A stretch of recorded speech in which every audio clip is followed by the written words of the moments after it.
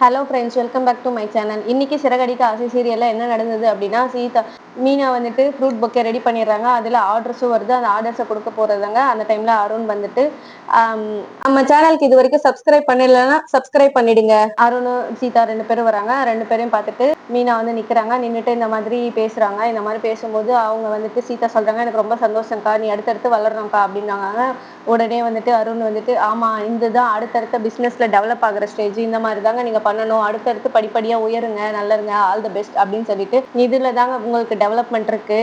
முத்துவோட car பிஸ்னஸ்லலாம் என்னங்க இருக்குது, அவர் இப்போ 4 சீட்டு ஓட்டுறாருன்னா அடுத்து 8 சீட்டு தான் ஓட்ட முடியும், அதுலலாம் எந்த டெவலப்மெண்ட்டும் இல்லை, மெதுவாக பேசி உங்களோட பிஸ்னஸ்க்கே கூப்பிட்டு வந்துருங்க அப்படின்னு சொல்கிறாங்க. இதை கேட்டு சீதாவும் டென்ஷன் ஆயிடுறாங்க. ஆனால் மீனா நல்லாவே டென்ஷன் ஆகிட்டு, எந்த பிஸ்னஸ்லையும் டெவலப்மெண்ட் இல்லாமலாம் இல்லை, எல்லா பிஸ்னஸ்லையும் இருக்குது. ஃபஸ்ட்டு என் புருஷன் வந்துட்டு வாடகை கார் ஓட்டிகிட்டு இருந்தாரு, ஆனால் இப்போ வந்துட்டு சொந்தமாக 2 கார் வச்சுருக்காரு, அடுத்து நிறைய கார் வாங்கி ட்ராவல்ஸ் வைப்பாங்க, அந்தளவுக்கு டெவலப்மெண்ட்டும் இருக்குது, நாங்கள் பண்ணுவோம், அது யாரையும் வந்துட்டு பார்க்குற பார்வையில் தான் இருக்குது அப்படின்ன மாதிரி சொல்கிறாங்க. அப்போ அவங்க வந்து சொல்கிறாங்க, இல்லைங்க, டிரைவர்னா இப்போ வந்து அவங்கள எப்போவுமே ஒரு டிரைவர்ன்ற ஒரு கண்ணோட்டத்தில் தான் பார்ப்போம், சாப்பாடு கூட நம்ம கூட உட்கார வச்சு சாப்பிட மாட்டோம், 50 100 கொடுத்து சாப்பிடுங்கன்னு தான் சொல்லுவோம், அதனால தான் சொல்கிறேங்க அப்படின்னு அருண் சொல்கிறாரு. உடனே மீனா இருந்துட்டு, எல்லாமே நம்ம பார்க்குற பார்வையில் தான் இருக்குது, அது டிரைவராக இருந்தாலும் முதலாளியாக இருந்தாலும் யாரையும் இந்த மாதிரி தரக்குறைவாக பேசாதீங்க அப்படின்னு சொல்கிறாங்க.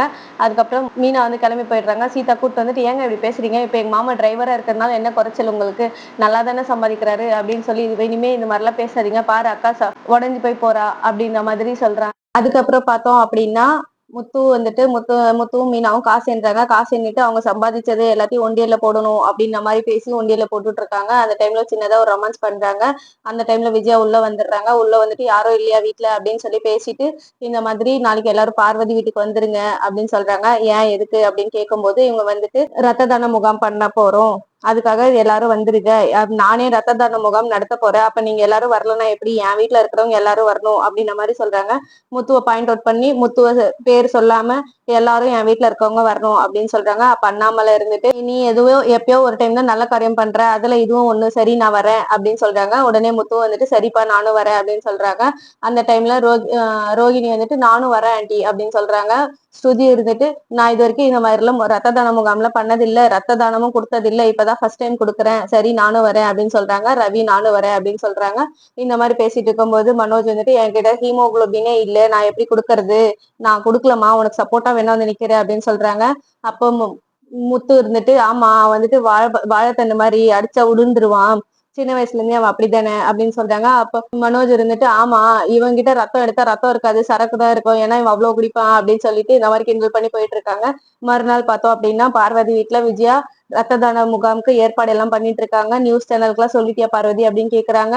அவங்க வந்துட்டு, இல்ல, இந்த மாதிரி யூடியூப்ல பெரிய சேனல் ஃபாலோவர்ஸ் எல்லாம் வச்சிருக்காங்க, அவங்களதான் கூப்பிட்டுருக்கேன் அப்படின்னு சொல்றாங்க. சரி சரி, அவங்க வரட்டும் அப்படின்னு சொல்லிட்டு இவங்க வீட்டு ஆளுங்களும் வந்துடுறாங்க. அப்ப யாரு முதல்ல கொடுக்கறது அப்படின்னு யோசிச்சுட்டு இருக்காங்க. உடனே ரோகிணி இருந்துட்டு, ஆமா ஆண்டி, நீங்க ஃபர்ஸ்ட் கொடுங்க, அப்பதான் வந்துட்டு அது நல்லா செழிப்பா வரும் அப்படின்னு சொல்றாங்க. உடனே ஸ்ருதி இருந்துட்டு, இது என்ன வியாபாரமா, ஃபர்ஸ்ட் போனி பண்ணாக்கா அதுக்கப்புறம் சேல்ஸ் நல்லா நடக்கும்ன்றது, ரத்த தானம் தானேங்க அப்படின்னு சொல்லிட்டு இருக்காங்க. இந்த மாதிரி போகாது. விஜயா வந்துட்டு ஃபர்ஸ்ட் ரத்த தான முகாம்ல போய் கலந்துக்கிட்டு ரத்தத்தை கொடுத்துட்றாங்க. கொடுத்துட்டு அந்த வீடியோல எல்லாம் போயிட்டு நல்லா போக்கஸ்டா பேசிட்டு இருக்காங்க. இந்த மாதிரி, நான் தான் ரத்த தானம் பண்ணிட்டு இருக்கேன், இந்த மாதிரி நான் தான் இந்த முகாம்லாம் ஏற்படுத்துறேன், சின்ன வயசுல இருந்து சோசியல் சர்வீஸ்லாம் ரொம்ப அதிகம் அப்படின்ற மாதிரி பேசிட்டு இருக்காங்க. இதை கேட்ட முத்து, அண்ணாமலை எல்லாரும் வந்துட்டு ஷாக்கா பாத்துட்டு இருக்காங்க. என்னது இப்படியா அப்படின்ற மாதிரி பாத்துட்டு இருக்காங்க.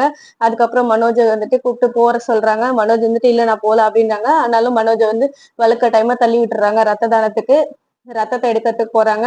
அப்ப விஜயா யாருக்கும் தெரியாம வந்து சோஃபால உட்காந்துட்டு, ஐயோ அம்மா முடியலையே அப்படின்னு சொல்றாங்க. அப்ப மெதுவா முத்து, அண்ணாமலை, ரவி எல்லாரும் வந்து பார்த்துட்டு, என்ன இது அப்படின்னு சொல்லும்போது பார்வதி மெதுவா உள்ள வராங்க. வந்துட்டு, இந்த மாதிரி பேட்டி எடுக்க வராங்க, எழுந்துரு விஜயா அப்படின்னு சொன்னோடனே எதுவுமே நோய் நொடி எதுவுமே இல்லாத மாதிரி நேரா எழுந்து நின்றுட்டு, வாங்க வாங்க அப்படின்னு சொல்லி பேசுறாங்க. பேசும்போது வந்துட்டு, ரத்தம் கொடுக்கறதுன்னா ஒரு தாய்க்கு சமங்க, நம்ம கொடுக்குற ஒரு உயிர் ரத்தம் வந்துட்டு 3 உயிரை காப்பாத்தும் அப்படின்னு சொல்லி நல்லா ஸ்கிரிப்ட் ரைட்டிங் மாதிரி நல்லா சென்டிமெண்டலா பேசிட்டு இருக்காங்க.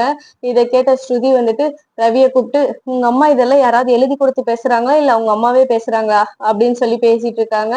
இந்த மாதிரியே இன்னைக்கு ஸ்கிரிப்டோட இன்னைக்கு எபிசோடு முடிஞ்சிருச்சு.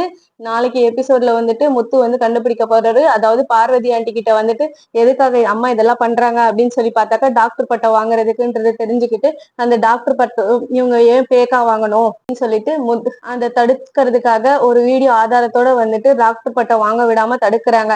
இதுதாங்க இன்னைக்கு சீரியல்ல நடக்க போகுது. நாளைக்கு எபிசோட்லயும் இதுதான் இந்த மாதிரி நடக்க போகுது.